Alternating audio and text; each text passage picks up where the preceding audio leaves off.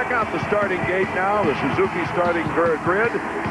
As they're lined up at the gate, Ricky Carmichael, the defending champion, the local hero, Lust. Pastrana, he's been fast in qualifying. Vuillemin, the points leader, 7-time champion McGrath.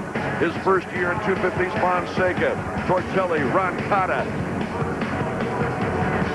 At the end of heat number 2, watch what happened.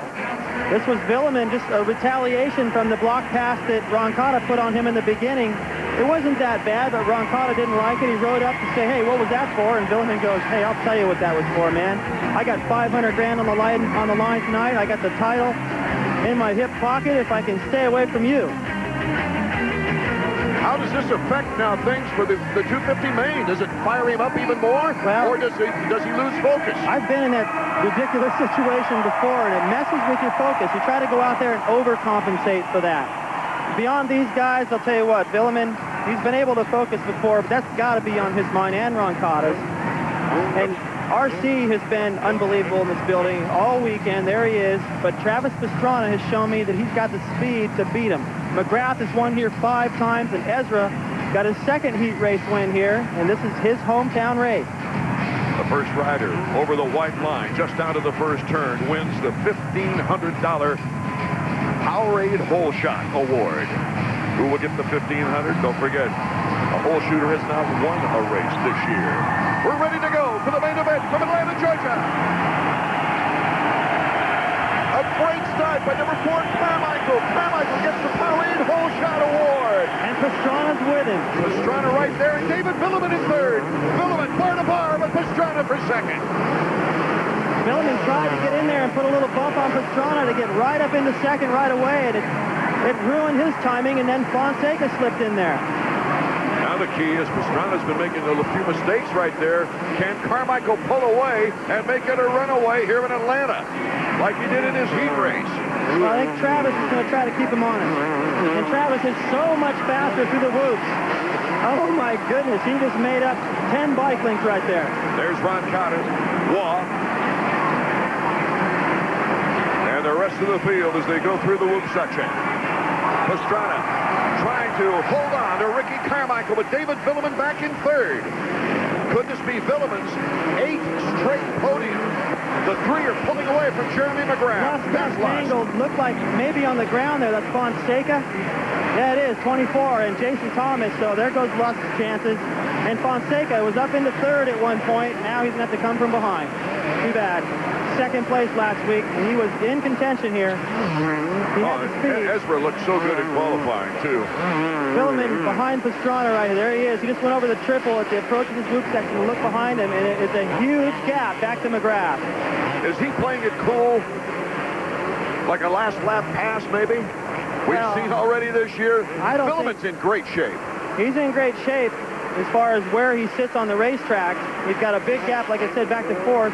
Doesn't have to worry about pressure, but what he's got to worry about is how fast Carmichael and Travis are going. If he wants that Vans Triple Crown $500,000, he's got to get on it now. For the championship points, he really needs to get up there and not let Ricky chip 5 more off of it. Also, it's the Clear Channel mid-season points fund of $100,000. I believe $15,000 goes to the rider who's number 1 in points at the halfway mark, and that's at the end of this race. So Vuillemin, a lot of money on the line for him as we take a look at the 4th place rider, Jeremy McGrath. Could this be his best finish of the year? His best so far is a 6th. Tortelli, number 13. Roncada, number 21.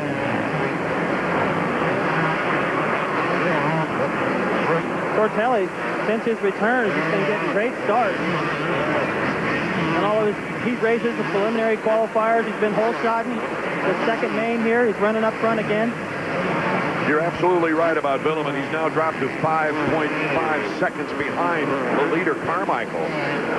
This is not a disaster in terms of the championship, but it is 5 points. And that'll get it down underneath 20, and then Vuillemin might have to start racing a little bit different, worrying about not losing this title instead of doing what's worked so well for him. Even if he just stays where he's at and he's got no pressure, it doesn't look like he's going to get any either. He'll keep that streak, that podium alive, but 5 points is 5 points. Ricky knows that's all he needs to pick up in the next 4 or 5 rounds, and this is the battle.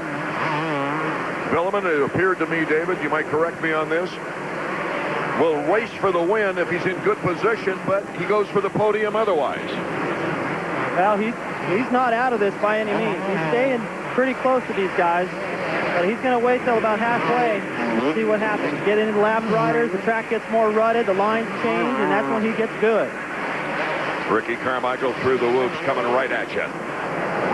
And he's getting a bigger lead on Travis Pastrana. Travis Pastrana really having trouble working out during the week. There's no question about that. He's got a sinus problem now. Oh, Ricky just about went down. We've seen that so many times, and that's a sign that he's pushing hard. He got in there and just tried to make that corner, and it was actually riding above the ability of the motorcycle. That shows you how hard he's pushing it. Travis is close enough to take advantage of one of those should Ricky go down. Carmichael has posted 4 podiums in 4 races, including 3 wins, while leading 46 of the 89 laps in those 4 races. Here's Pastrana.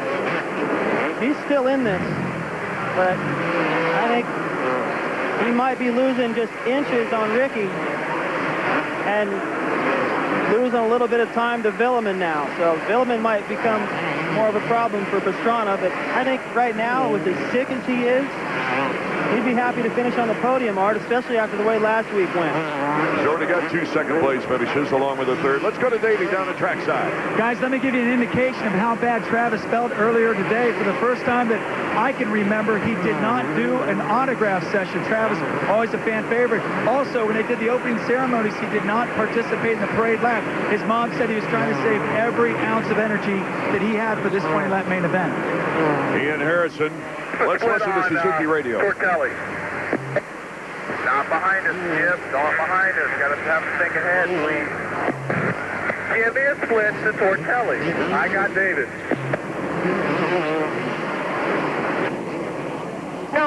49.9. 3.3 to Tortelli.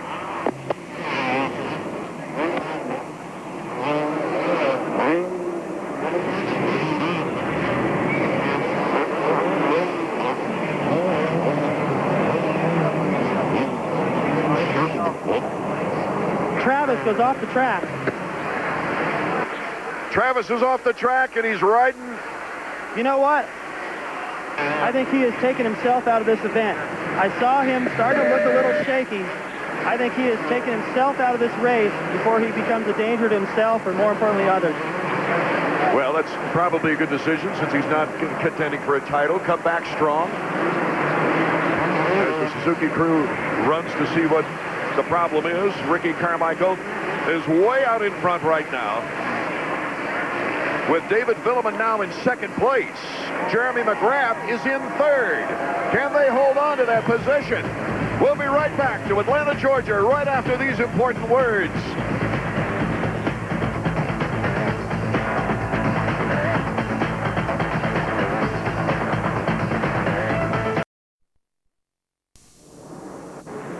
Ricky Carmichael has dominated this race from the very start. The only rider that had the speed to challenge him was Travis Pastrana, and he just exited the course.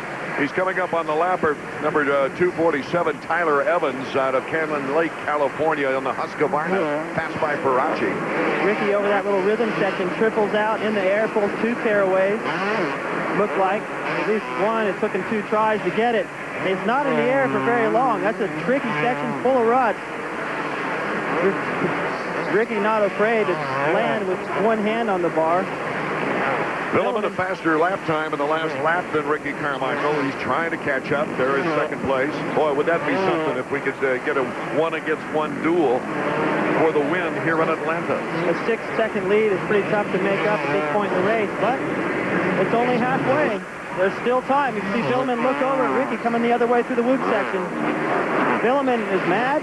I think everyone can see that. He wants that $500,000. It's got to be on his mind. Yeah, when James Stewart, when you ask James Stewart off mic, you know, would you be thinking of it? What'd he say? He's going to shoot you at $500,000. If you're not thinking about it, you ain't right.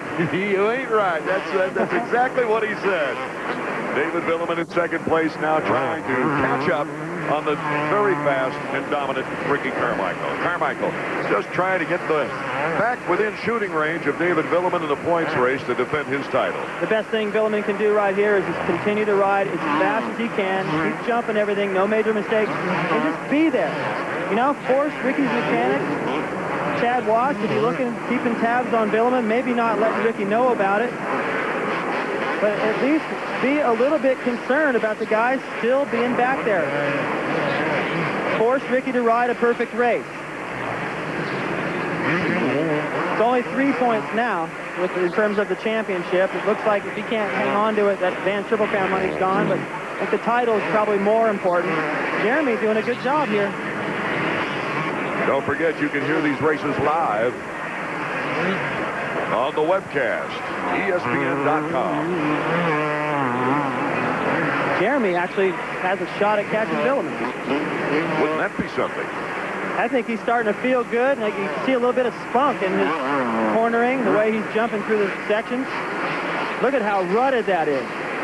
Just unbelievable. When you get to see that view of what the riders are seeing through those loops, I'm glad I'm up here, Art. Those things are bad enough without a rudder. Great shot. Yes, you could just see how dangerous those whoops were and why things happen like they do. Let's go to Davey. I tried to run out and find out exactly what happened to Travis Pastrana. He went right by me. He looked awful. I talked to one of the Suzuki guys. I think this is the same situation we had at the 125 National in Millville last year, where he just didn't feel like he could go 100%. So Travis decided to pull out that flu bug, DNF'd him tonight. Well, when I heard that he didn't go to the autograph session, I knew it had to be serious. And I don't mean that joking around. That's Travis. I mean, the only way you can get Travis out of this building after the race is because the security guard comes up and goes, hey, look, we got to turn off the lights now. We got to lock the door to the stadium. You have to go home. He's the last guy to leave the stadium all the time. He loves doing that. And it takes a lot to make him walk away and avoid signing autographs and being with the people. So Ricky Carmichael with those low handlebars just continues to rip away as we take a look now at the top privateer this year, number 26, Nick Way. Way didn't have a ride in the last few minutes of the off-season, and he's in a hot race for the top privateer in points. Now, a privateer means you don't get factory support. You don't have a factory salary. You got to take it out of your own paycheck or your parents or somebody else's. You're out there fighting for sponsorships every week. And Way and Voss in that hot battle, it means a lot. It could be worth $25,000 in the Clear Channel Privateer bonus fund as well. Nick Way has won over $7,000 just making the main events as a privateer. So congratulations to these guys. Lewis, Waugh, Voss, and Way. 3 of the 4 have made every main event this year. And as injuries pile up like Wyndham's today, more privateers will get into the field. And look who Carmichael is about to lap. Ezra Lusk. Carmichael won his heat. Ezra Lusk won his. Had a chance here to get up front. I didn't think he was quite fast enough to challenge Ricky, but definitely good enough for a podium. And that crash on the first lap took him out of the race. Less than 5 laps to go for number 4 on the Team Honda, Ricky Carmichael. Check out the leaderboard here in Atlanta, Georgia. Vuillemin in second. He would lose 3 points to Carmichael if it finishes this way, but McGrath is headed toward his first podium. We'll be right back to Atlanta's Georgia Dome in a moment.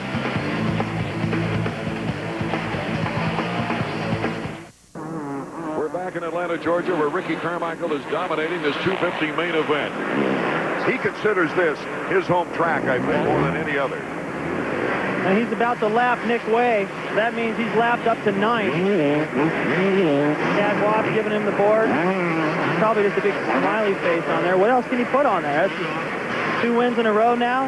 Chipping away a few more points off Vuillemin's lead, so it'll be 20 when they leave here. If Vuillemin stays away from mistakes, that means 8 straight podiums. And here's number 2, Jeremy McGrath, in his 102nd consecutive start, is looking for his first podium finish of the year. You know, this guy's only missed 1 round since 1993, and that's when he sat out Vegas because the lights went out. Well, he and quite a few others, so he'll get that. We'll give it to him, that award of consecutive races. It's been amazing that he's, you know, there's a new style of riding. And it's a lot more aggressive, a lot more intense. You got to take more chances. And Jeremy's just not willing to do that. And that's why he can ride for so long and have a line going 2 times around the pit area from people that want to see the guy. He's been there for so long. Let's face it, too. They're not quite ready, I don't think, the fans, to just give up on Jeremy McGrath and embrace Carmichael. I think that might be part of the reason for some of the crazy receptions he's been getting throughout the season. Something's been tickling my brain for several weeks now. If something happens to Jeremy McGrath, Bud Light doesn't get to the gate, the whole team goes down the tubes. Don't you think he might have been a little conservative, just keeping that bike on the grid? Well, there's a lot on his shoulders, but you know, I was very much privy to what Jeremy did to get himself into better shape. Here's a guy that's got 7 championships, 72 wins, and he decided, you know what, I want to step it up. And so when I saw him do it and go through that transformation, the same way Ricky did the year before, I thought, way to go, and I wanted to see him do well. When he wasn't, I was kind of disappointed. But now I look at Jeremy and just go, you know what? This guy's incredible. Bud Light made a great choice by picking him up. He's the most popular rider in the pits. I think they're giving away free beer over there. So get a ticket and go see Jeremy ride before it's too late. Checking out the Honda stopwatch now, the differences between Carmichael and David Vuillemin in the last lap. Vuillemin is doing the smart thing. He's not going to catch Ricky. He's not going to lose it to Jeremy as long as he just rides steady. All he can hope for now is to put himself in good position for the most points in the 3 Triple Crown, Vans Triple Crown, because he ain't going to win the $500,000. Well, you know, the consolation prize there is, I think, 25 grand. That's nice. That's a car. Not that he needs one. These guys get everything free anyway. One more lap. Final lap of our 20-lap main event from Atlanta, Georgia, and it's been a breeze for number 4, Ricky Carmichael, who's starting another win streak. He won Phoenix and Anaheim 3. Then Vuillemin came back for an important win. He won the last week in Minneapolis and is putting another one back-to-back here in Atlanta. Now, he keeps on winning like this, Art, and grabs another title, wins outdoors again. It won't be long before people give him the same kind of appreciation and embrace him the same way they have Jeremy. But Jeremy's been at this for a long time. It was tough for people to give up on Dale Earnhardt when Jeff Gordon came into the picture. And I was talking to a friend of mine, and he goes, you know, Carmichael's a lot like Jeff Gordon when he came in and started beating Earnhardt. And it'll be a while before people warm up to him, but they will. Celebrating number 4, looking at the checkered flag, his 19th career victory, his 4th of the year, Ricky Carmichael. He's now tied with Damon Bradshaw for 5th on the all-time 250 Supercross win list. Second, number 12, Vuillemin. And third, McGrath's first podium since round 16, May 5th, last year, where he was second in Las Vegas. So a big handful is lifted from Jeremy McGrath, who gets his first podium of the year. And Ricky Carmichael is back on track as he picks up 3 more points on David Vuillemin. Checking out the Honda results page. Carmichael, Vuillemin, McGrath on the podium. That'll be a great podium. I can hardly wait. Tortelli, Roncata in 5th. Voss, the top privateer, all the way up into 6th. Former Atlanta winner Damon Huffman in 7th. We'll be right back to hear words of wisdom from these riders right after this. ATVs and scooters. Before the largest Supercross crowd in Atlanta history, Ricky Carmichael dominates. He's with our Davey Combs. Well, Ricky, it looks like you got yourself another little winning streak started, 2 in a row, and what a dominating performance. Well, I'll tell you, Davey, I'd like to think so. The Honda was working good. The Dunlop tires were hooking up, man. I don't know, something was just clicking for me today. I don't know if this, being in this dome, I really like it, but man, I am so happy. You know, I need to keep winning, and I'll be glad to go to Daytona with 2 wins under my belt, definitely. Fantastic ride, Rick. Thanks a lot. Thanks. On the Honda point standings, Ricky Carmichael whittles a little more away from Vuillemin's points lead. Is down to 20 points right now. Vuillemin is 8th podium in 8 races. And David Vuillemin and Jeremy McGrath with David. Well, David, once again, you finished second. A very good ride, but Carmichael got just a few more points on you. Yeah, Ricky rode a great race, and he got our shot, and you know, I think it was a little bit faster tonight, and you know, to save a second place for me tonight is very good, and no championship is still very long, and I think it's going to be very tough for the nerves, and you know, I'm ready for it. So I just need to to be in front of Ricky a few more times. Very nice ride tonight. And Jeremy, welcome back to the podium. It's good to have you on the box again. It's been a long drought. Thanks a lot, Davey. It's first of all, I'd like to thank my team. Bud Light Yamaha has really been behind me. My mom, my dad, my sister, my trainer Todd, Larry especially, Brian, Skip, everyone at Team Yamaha. You know, they've been behind me, and I've had a rough couple months here, and I'm very happy to be up here. Always a pleasure to have you up here, Jeremy. Thanks a lot, Davey.